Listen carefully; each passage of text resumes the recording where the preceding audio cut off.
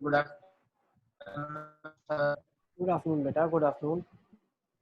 Good afternoon, sir.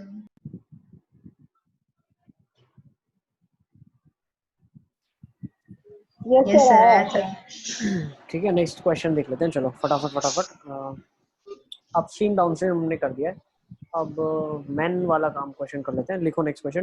Bye. 2 men and 3 boys, सब अपने आप को म्यूट कर दो सिर्फ, ठीक है बेटा। 2 men and 3 boys Yes, sir. can finish a piece of work, फटाफट इन क्वेश्चंस को करेंगे। can finish a piece of work in 4 days while 3 men and 3 boys can finish it in 3 days. How many days would it take one man to finish the work and how many days would it take one boy to finish the work? How many days, अगर module है आपके पास तो module का question number 9 देख रहे हैं हम। How many days one man? Excuse me.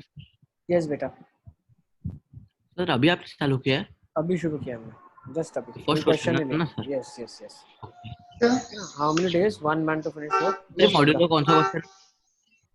There's one boy to finish work.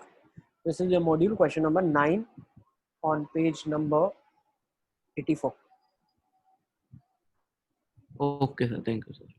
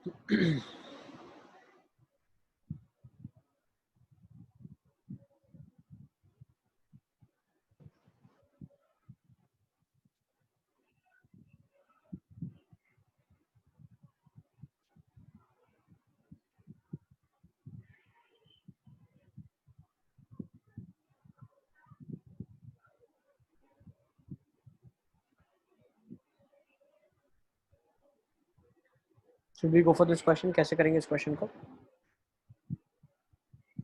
Yes, sir. देखो इस क्वेश्चन को हम कैसे करेंगे, काम करना है, खत्म है ना। तो 2 men and 3 boys, let's take the first equation. 2 men and 3 boys can do a piece of work in 4 days. 3 men and 3 boys can do it in this many days. How many days would it take one man to finish the work? So let one man take X days to finish the work and one boy take Y days to finish the work. भाई एक इंसान X दिन में काम खत्म करेगा, एक लड़का Y days में काम खत्म करेगा। तो अगर एक इंसान X दिन में काम खत्म करेगा तो 1 डे में कितना काम कंप्लीट करेगा? 1/X काम कंप्लीट करेगा। और 1 डे में एक लड़का कितना काम खत्म करेगा? 1/Y करेगा। तो 2 मैन अगर एक साथ काम कर रहे हैं तो उनका जो काम टोटल होगा वो 2/X होगा। और 3 बॉयज अगर एक साथ काम कर रहे हैं तो वो 3/Y काम कर लेंगे। Is this clear? जो इक्वेशन मैं बना रहा हूँ, 2/X is nothing but work done by 2 men in a day. 3/Y is work done by 3 boys in a day. That will be equal to how much work is done in 1 day? 1/4 of work is done. क्यों? 4 दिन में पूरा काम complete हो रहा है तो एक दिन में तो 1/4 काम कंप्लीट होगा ना। तो ये फर्स्ट इक्वेशन बन गया मेरा। Next, 3 boys 3 men can finish it in 3 days, तो एक दिन में 1/3 काम होगा। तो 2 इक्वेशंस आ गई मेरे पास, है ना। अब इन दोनों इक्वेशंस को मैं क्या करता हूँ, सबट्रैक्ट कर लेता हूँ सीधा सीधा। एग्जाम स्कूल में आता है तो पहले रिड्यूस करना है लीनियर इक्वेशन में, reduce it to linear equation, अगर स्कूल एग्जामिनेशन में आया हुआ है तो। अगर कॉम्पिटिटिव एग्जाम में है तो हम डायरेक्टली सबट्रैक्ट कर सकते हैं। तो क्या हो जाएगा 2/x minus 3/x is equals to 1/4 minus 1/3 तो कितना हो जाएगा minus 1/x is equals to minus 1/12 तो x आ जाएगा 12 x 12 का मतलब क्या है a man can take 12 days to finish the work next x अपने पास 12 आ गया किसी भी इक्वेशन में डाल दो लेट्स से मैं दूसरे वाले में सब्स्टिट्यूट करता हूँ तो 3/12 plus 3/y is 1/3 3/y is 1/3 तो 3 1/4 हो जाएगा तो 3/y is 1/3 minus 1/4 which is 1/12 है ना so y will be how much 1/36 1/y would be 1/36 तो y यहाँ से 36 आ जाएगा so boy takes 36 days man takes 12 days सारे बच्चे इसको नोट कर लेंगे किसी भी स्टेप में किसी को डाउट है तो please let me know sir yes बेटा सर ये इक्वेशन कैसे बनी है एक बार वापस समझा दो। देखो बहुत इंपॉर्टेंट है कैसे हमने इक्वेशन बनाई हमने लिया let a man take x days to finish the work and a boy takes y days to finish the work so in one day man will be working 1/x and one day boy will be working 1/y is it clear भाई 4 दिन में काम खत्म हो रहा है तो एक दिन में 1/4 खत्म होगा नेक्स्ट अब 1/x एक दिन में एक इंसान काम कर रहा है तो 2 इंसान 2/x करेंगे एक लड़का एक दिन में y 1/y काम कर रहा है तो 3 लड़के 3/y करेंगे अब इन दोनों का काम अगर मैंने ऐड कर दिया तो एक दिन में कितना काम हो जाएगा 1/4 काम कंप्लीट होगा क्यों क्योंकि 4 दिन इनको लग रहा है काम कंप्लीट करने में सिमिलरली दूसरी इक्वेशन 3 men मतलब 3/x वर्क हो गया 3 boys मतलब 3/y वर्क हो गया और 3 दिन में काम खत्म हो रहा है तो एक दिन में 1/3 काम हो जाएगा ठीक है ना तो इन दोनों इक्वेशंस को सब्ट्रैक्ट कर लेंगे तो यहाँ से मेरे पास x का वैल्यू 12 आ जाएगा सब्स्टिट्यूट करूंगा तो y का वैल्यू 36 आ जाएगा इज इट क्लियर तो इसको सारे बच्चे नोट कर लो यहाँ से शुरू करके नीचे तक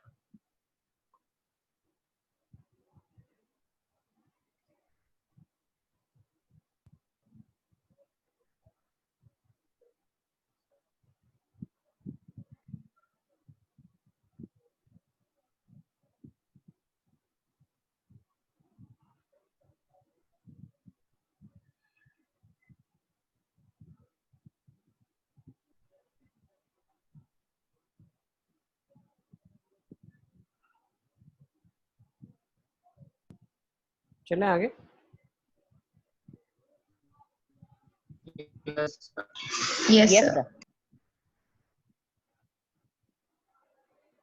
okay so let's take down next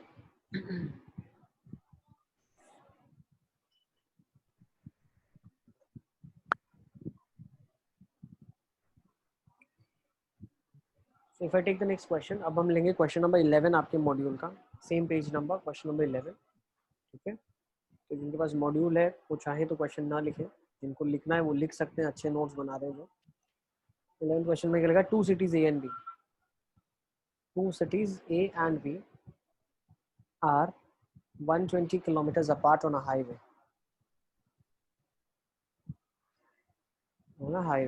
ठीक है ना 120 kilometers apart हाईवे में है a car starts from A and another from B a car starts from A and another from B a car starts from A and another from B at the same time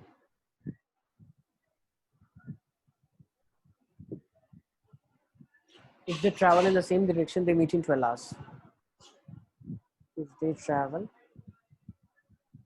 in same direction if they travel in same direction they meet in 12 hours if they travel in opposite directions if they travel in opposite directions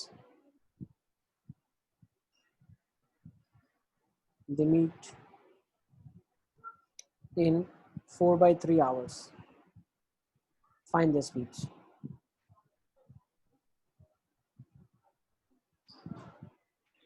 okay तो एक बार इस question को सोचो कैसे इसकी equation बना सकते हैं फिर हम इसकी इक्वेशन बनाएंगे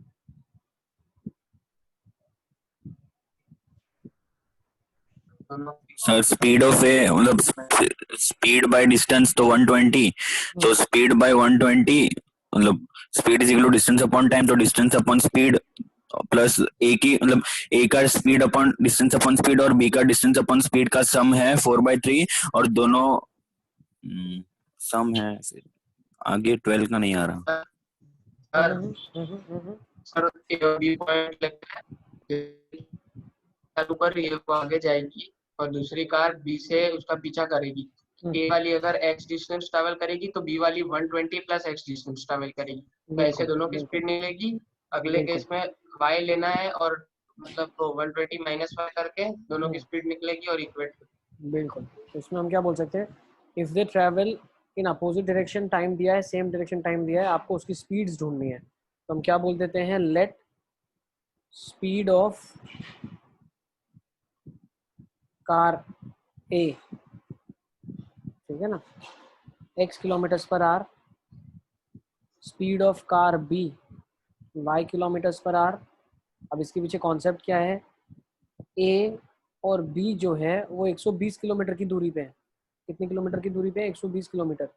अब कार ए शुरू हो रही है और कार बी शुरू हो रही है। अगर ये सेम डायरेक्शन में जा रहे हैं और अपोजिट डायरेक्शन में जा रहे हैं तो क्या फ़र्क होगा, तो हम एक काम करते हैं, पहले सेम डायरेक्शन का ले लेते हैं। अब मान लो ए भी सेम डायरेक्शन में जा रहा है, बी भी सेम डायरेक्शन में जा रहा है। अब अगर बी का स्पीड कुछ कम होगा ए से, तभी जाके ए उसको मिल पाएगा कहीं ना कहीं, तो मान लेते हैं यहाँ पे जाके मिल रहा है, ठीक है ना। अब यहाँ पे ए और बी साथ में आ गए। अब ए और बी साथ में आ गए, इसका मतलब क्या है, इतना डिस्टेंस ए ने ट्रेवल करा और इतना डिस्टेंस बी ने ट्रेवल करा, तो क्या मैं बोल सकता हूँ distance travelled by A minus distance travelled by B is nothing but 120 kilometres.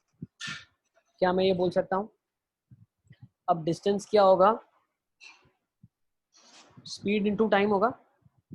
तो स्पीड अगर इसकी x किलोमीटर्स पे है, टाइम कितना पता है मेरे को, 12 घंटे लगे, दोनों को मिलने में 12 घंटे लगे, तो x into 12 minus y into 12 is equal to 120। तो यहाँ से इक्वेशन आ जाएगी x minus Y is equal to 10। Is this clear? First equation आ गई आपके पास। ये केस 1 है, जब दोनों सेम डायरेक्शन में जा रहे हैं। अब मैं दूसरा केस ले लेता हूँ, केस 2। मान लो a यहाँ पे है और b यहाँ पे है, तो अब क्या हो रहा है, a यहाँ पे ट्रैवल कर रहा है, b यहाँ पे कर रहा है। तो अब a की स्पीड अगर ज़्यादा है तो वो कहीं ज़्यादा डिस्टेंस ट्रैवल कर लेगा, यहाँ पे आके मिलेंगे, b ये ट्रैवल करेगा, तो डिस्टेंस ट्रैवल्ड बाय a इतना हो जाएगा, डिस्टेंस बाय b इतना होगा। अब इस केसेस में now you should appreciate distance by a plus distance by b 120 है, ठीक है ना। तो डिस्टेंस बाय a क्या हो जाएगा, x इंटू अभी टाइम कितना दिया है, कितनी देर में मिल रहे हैं, 4/3 आवर्स, तो x इंटू 4/3 प्लस वायु इंटू 4/3 इज इक्वल टू 120। तो 4 यहाँ से कट आउट हो जाएगा, 30 आ जाएगा, तो x plus Y is equal to 90 आ जाएगा। x minus Y is equal to 10, x plus Y is equal to 90। अब दो इक्वेशंस को सॉल्व करना है, सॉल्व कर लेना, x की वैल्यू 50 आ जाएगी, y की वैल्यू 40 आ जाएगी। तो 50 kilometres per our and 40 kilometres per our, तो इसको आप नोट डाउन कर लेंगे।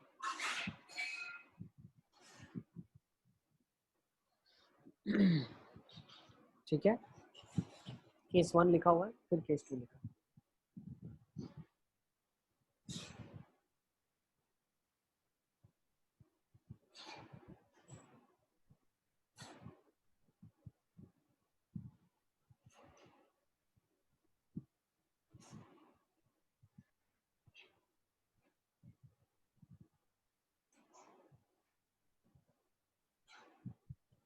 सर नीचे करो थोड़ा सा। यस, केस 2 पे आ जाए। Yes sir.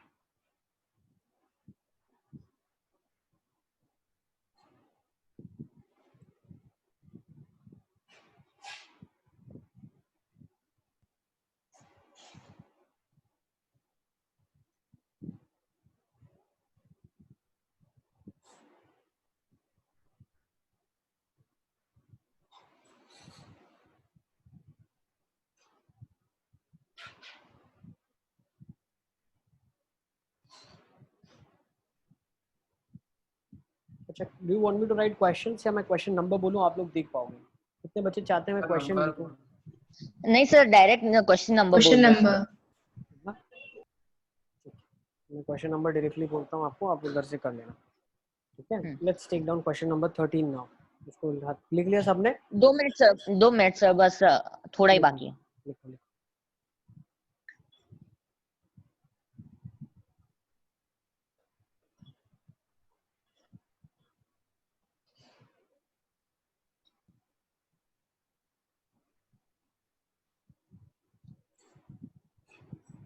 हो गया सर।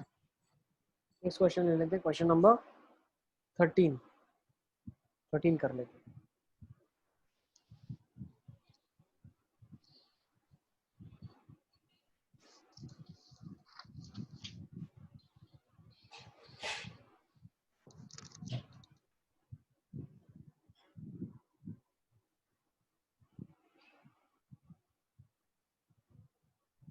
थर्टींथ में क्या लिखा है देखो, Ankita travels 14 kilometers to her home partly by rickshaw and partly by bus she takes, ठीक है ना, तो वो रिक्शा से ट्रैवल करती है और बस से ट्रैवल करती है।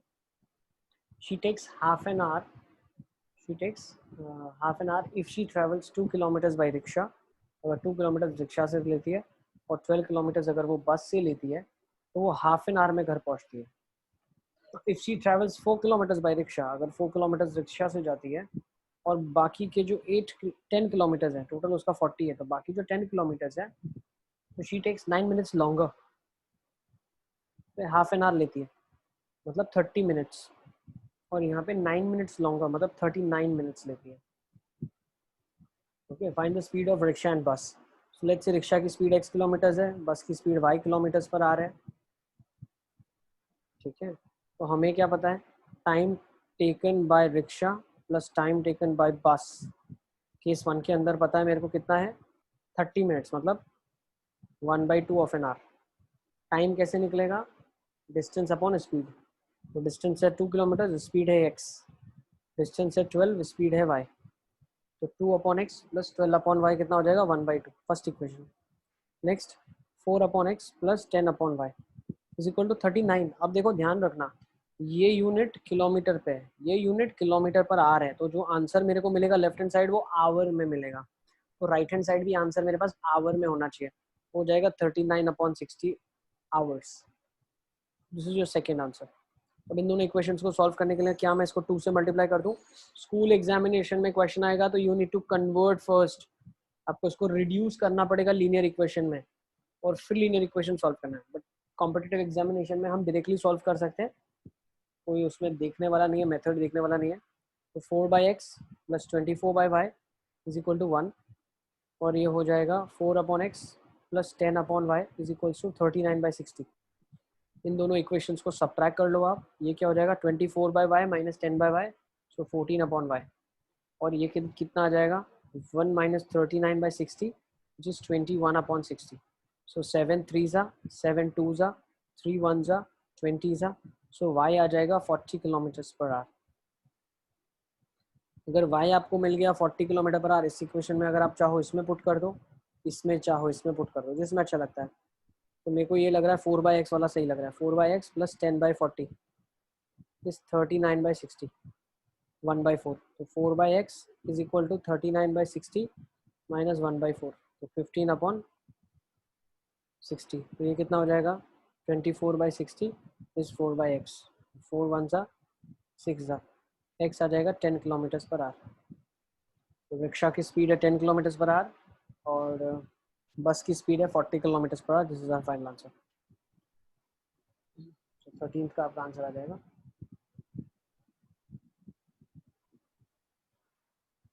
इज इट क्लियर हम क्या करना चाह रहे हैं, सब बच्चों को समझ आ रहा है मैं क्या बता रहा हूँ? हाँ सर, आ रहा है समझ में। ठीक है, नेक्स्ट देख लेते हैं बेस्ड ऑन एजेस, है ना। ठीक है, next topic that will be seeing, सबने लिख लिया ये वाले को? Yes sir. Let's take down next based on edges.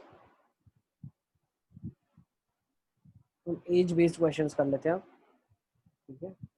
तो एज बेस्ड क्वेश्चन में हम पहले देख लेते हैं क्वेश्चन नंबर 16 ही देख लेते हैं पहले, जो फर्स्ट क्वेश्चन दिख रहा है 16 क्वेश्चन नंबर 16 देख लेंगे। In a family, the age of father is 10 years more than twice the age sir of वो the x son. क्या आया उसमें, ये इसके पहले वाले में x क्या आया? इसके पहले वाले में x आ गया 10 और y आ गया 40।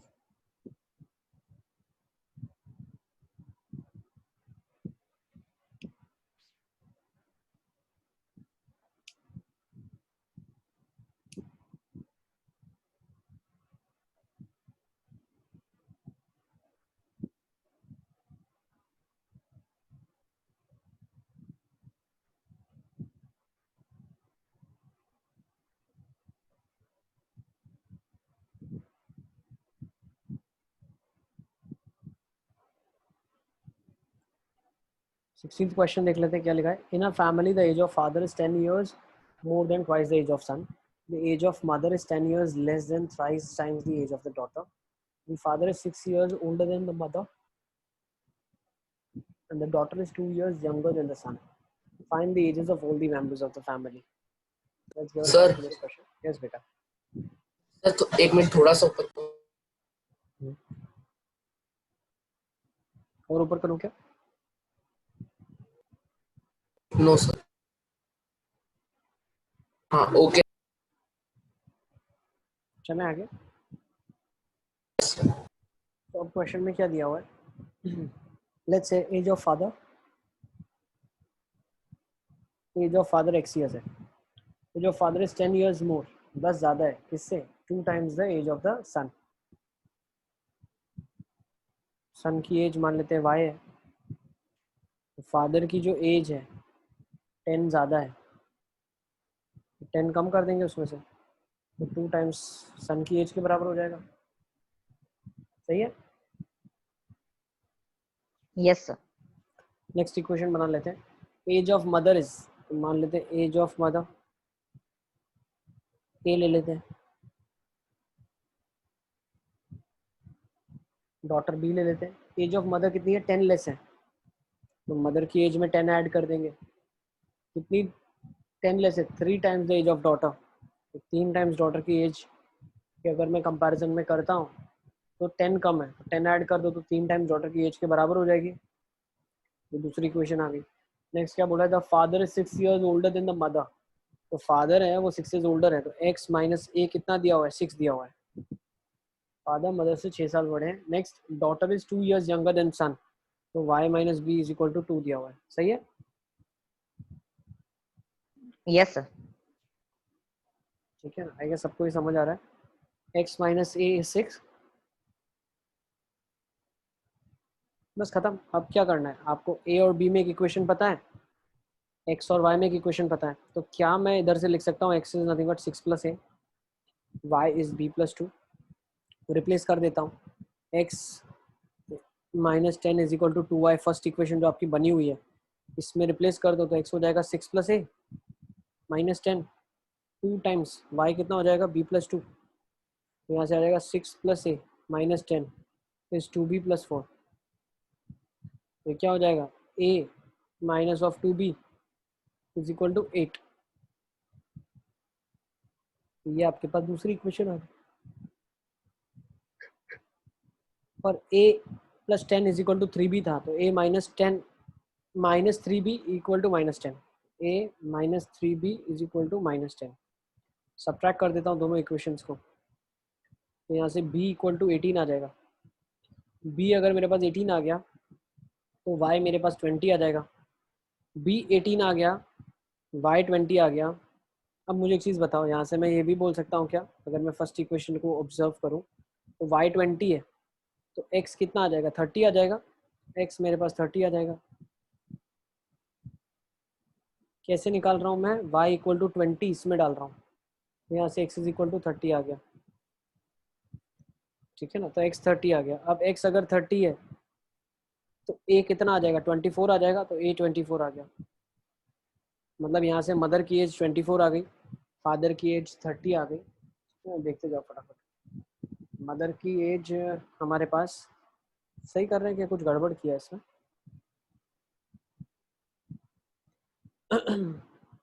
आई गेस सही करा है.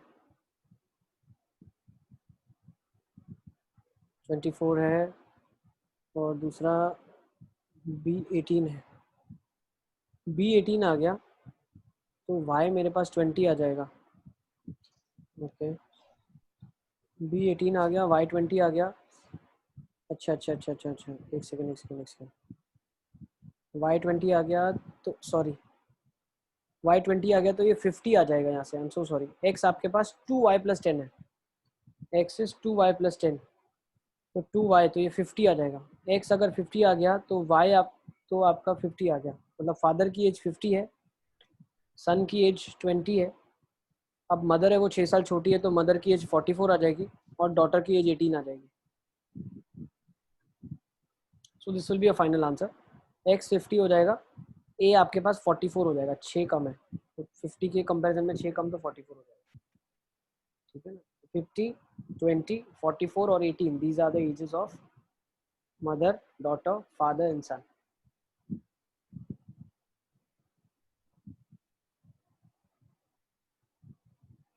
सर एक मिनट स्क्रॉल डाउन करो सर।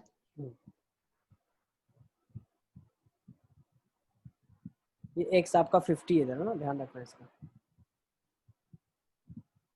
y 20 है तो x 50 आ जाएगा। 4 इक्वेशन लिख लो आप, और 2 इक्वेशंस को रिप्लेस करके 2 इक्वेशन ऐसी बनाओ जो 2 वेरिएबल में ही हो, x और y में।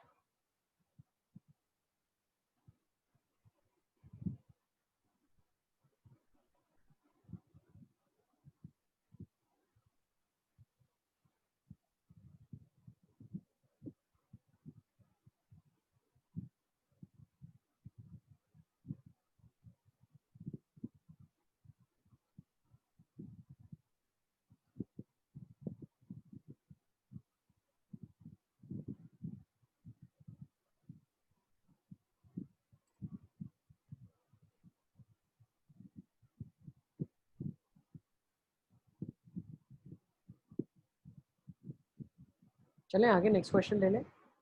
Next question I guess 9, yes sir. 18th ले लेते हैं। 18th एक और क्वेश्चन ले लो। Let's take down question number 18 now.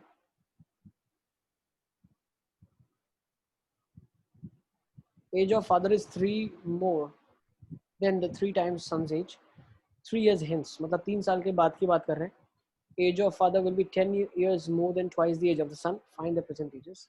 बहुत आसान क्वेश्चन है, करके देख लो एक बार 18th का आंसर आ रहा है कि नहीं आ रहा है।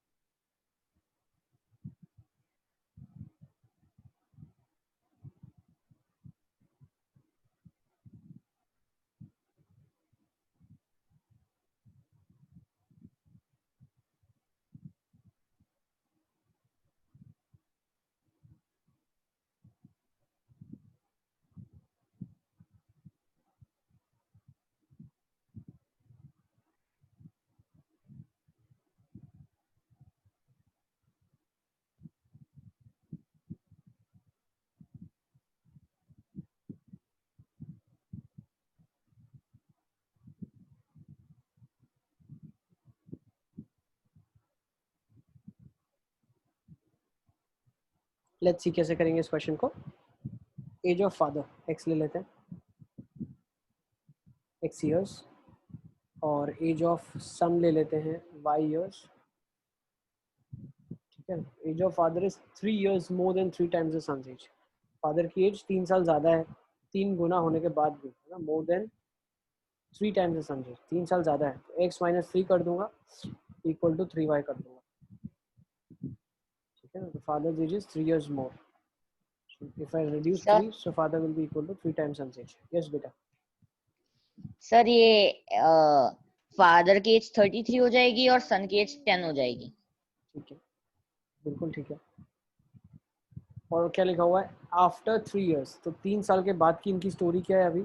आफ्टर 3 years फादर की एज x+3 हो जाएगी और सन की एज y+3 हो जाएगी। तो अब ये क्या बोल रहा है, the age of father will be 10 years more. So father क्या है x+3 है, माइनस अगर 10 कर दूंगा 10 years ज़्यादा है ना, 10 years more than twice the age of son, तो 2 times अगर सन की एज करता हूँ तो उससे 10 साल और ज़्यादा है, तो 10 साल सब्ट्रैक्ट कर लेते हैं।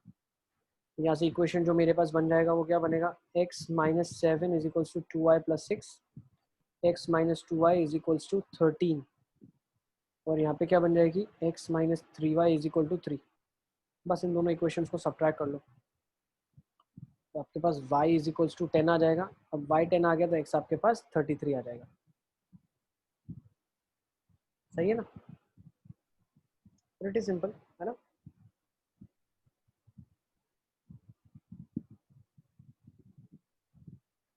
चले आगे क्या, let's take down question number, सारे बच्चे देख लो ठीक है ना। Let's take down question number 19 now. 19th question देख लेते हैं अभी। मिसलेनियस टाइप्स हैं इसमें सारे, we are coming into miscellaneous types now.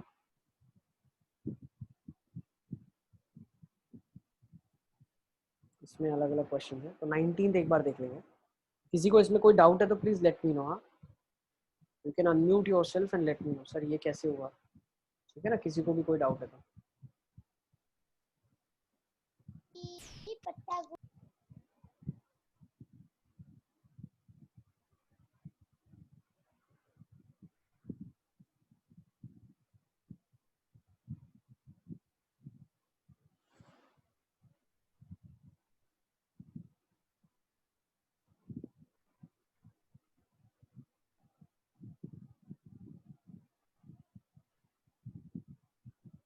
Ayush 14th question करना है क्या, हो गया ना 14? हो गया। है ना, आपने कोई सॉल्व किया है और आपके कुछ डाउट्स है तो आप वो भी मुझे बता सकते हो, सर मैंने ये करके देखा था मुझसे नहीं हुआ, वो भी हम स्पेशली ले लेंगे क्लास में। सर ओलंपियाड ड्रिल में भी डाउट्स है। कोई बात नहीं, यस जितना क्लासरूम में डिस्कस होता है ठीक है, बाकी आपके पास मेरा व्हाट्सएप नंबर तो है, कभी भी आप मैसेज कर सकते हैं मुझे, ठीक है। सर इसके बाद जो नेक्स्ट क्लास होगी उसमें डिस्कस कर लेते हैं, ज्यादा डाउट्स नहीं है सर, 4-5 क्वेश्चन ही है। जो भी डाउट है A to Z सारा क्वेश्चन डिस्कस करेंगे, नेक्स्ट क्लास भी आपके लिए रखा है मैंने। Yes sir. क्वेश्चन देख लेते हैं क्या लिखा है इसमें। A man went to bank to withdraw rupees 5,000. He asked the cashier to pay him 500 and 1,000 rupee notes only. The man got 38 notes in all. Find the number of notes of each type. Very easy question. 500 के जो notes हैं उनको x मान लेते हैं denomination में, 1000 की denomination वालों को, सॉरी 100 की डिनोमिनेशन वालों को y मान लेते हैं। टोटल नोट्स कितनी है, 38 निकली उसके पास। दूसरा क्या बोला, टोटल 5,000 रुपीज़ चाहिए, 500 की x नोट दे दे, 100 रुपये की वाई नोट दे दें, तो टोटल कितने रुपए हो जाएंगे, 5,000 रुपये हो जाएंगे। 2 जीरोस कट कर सकते हो आप बिल्कुल, तो यहाँ पे क्या हो जाएगा 5x plus Y is equals to 50, x plus Y is equals to 38। यहाँ से सब्ट्रैक्ट कर लिया दोनों इक्वेशंस को, तो 4x इज इक्वल्स टू 12 आ जाएगा, x इज इक्वल्स टू 3 आ जाएगा और y इज इक्वल टू 35 आ जाएगा, ठीक है ना। तो 100 की 35 नोट उसको मिल जाएगी और 500 की 3 नोट्स मिलेगी उसको। क्लियर?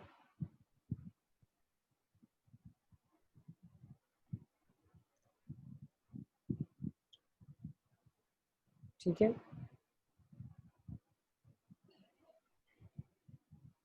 देखो 20th क्वेश्चन भी एक बार देख लेते हैं, करेंगे नहीं इसको सॉल्व, बता देता हूँ मैं क्या लिखा है, आप एक बार देख लो। Find 4 angles of the cyclic quadrilateral given A B C D का मेजरमेंट दिया है। तो साइक्लिक क्वाड्रिलेटरल की खासियत क्या होती है, अपोजिट एंगल्स आर सप्लीमेंट्री। जो अपोजिट एंगल्स होते हैं साइक्लिक क्वाड्रिलेटरल के वो 180 होते हैं, ठीक है ना। तो 2 इक्वेशंस आप बना लोगे और दोनों का आपके पास आंसर आ जाएगा। तो अगर एंगल ए लिखा है तो उसके सामने एंगल सी है, तो angle A plus angle C 180 हो जाएगा, angle B plus angle D आपके लिए 180 हो जाएगा, ठीक है ना। तो यहाँ से आप सॉल्व कर सकते हो। चलिए देख लेना एक बार, ठीक है। क्वेश्चन नंबर 21 देख लो। 21 कैसे करेंगे, the area of a rectangle remain same if length is reduced by 3 and breadth is increased by 3। तो एरिया क्या हो जाएगा, x इंटू वाई एरिया हो जाएगा। लेट्स से लेंथ जो है वो x है और ब्रेथ जो है वो y है। सारे बच्चे क्वेश्चन देख रहे हैं ना, तो एरिया एक्स वाई हो जाएगा। अब ये जो एरिया एक्स वाई है ये चेंज नहीं हो रहा है, अगर मैं लेंथ को 3 से कम कर दूं, मतलब मेरी लेंथ हो जाए x-3 और मेरी ब्रेथ 3 से बढ़ जाए, तो भी एरिया एक्स वाई रहेगा। तो फर्स्ट इक्वेशन यहाँ से बन गई, ओपन अप कर लोगे फर्स्ट इक्वेशन आपके पास आ जाएगी। But if the length is increase by 5, मतलब लेंथ अगर 5 से इंक्रीज कर दी और ब्रेथ को अगर 2 से हमने कम कर दिया, एरिया 20 से इंक्रीज हो गया, मतलब जो नेट ये एरिया है वो कितना हो जाएगा, एक्स वाई प्लस 20 हो जाएगा। क्यों, 20 से इंक्रीज, तो इंक्रीज करना पड़ेगा, तो दूसरा इक्वेशन आ जाएगा। तो ये 2 इक्वेशंस को आप सॉल्व कर सकते हैं, एक्स वाई कट जाएगा। जब आप इसको ओपन करोगे तो क्या आ जाएगा, x y plus 3x minus 3y minus 9 is equal to x y cut जाएगा, तो x minus Y is equal to 3, that will be your first equation after converting. ऐसे आप पढ़ लो, ठीक है ना। क्वेश्चन नंबर 22 देख लेते हैं, चलो इसको सबने नोट डाउन कर लिया। 22 एक बार करके देखो क्या लिखा। The equal sides of an isosceles triangle are 13 each. Find the perimeter of the triangle if the area is 60. Perimeter आपको ढूंढना है अगर एरिया 60 है तो।